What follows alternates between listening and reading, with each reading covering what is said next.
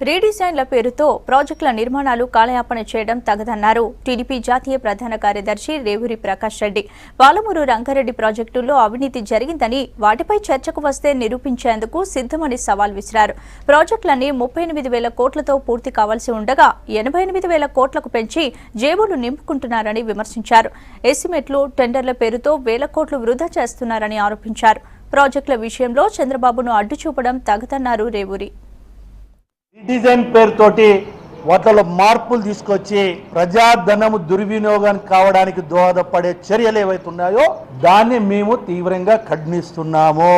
ఈ రీడిజైన్ పేరుతోటి ఇవాళ వ్యయాన్ని విపరీతంగా పెంచేస్తున్నారు. మీరు అదనపు ఆయకట్టు పెంపొందించుకోవడానికి దోహదపడే విధంగా ఉండాలి రీడిజైన్ అనేది. ప్రాజెక్టు వ్యయాన్ని తగ్గించడానికి దోహదపడే విధంగా ఉండాలి రీడిజైన్. కానీ ఇవాళ మీ రీడిజైన్ వల్ల ఏం జరుగుతున్నాయి? 38 కోట్లతోటి పూర్తి చేసుకోవాల్సిన ప్రాజెక్టులు 85 కోట్లకు వెళ్ళిపోతున్నది. 1000 కోట్లకు. ఏ ఇద్దరు నిపుణులు ఒక్క తీరు ఉంటారని కూడా నేను అంటలేనండి. మీరు అర్థం చేసుకుంటలేరు.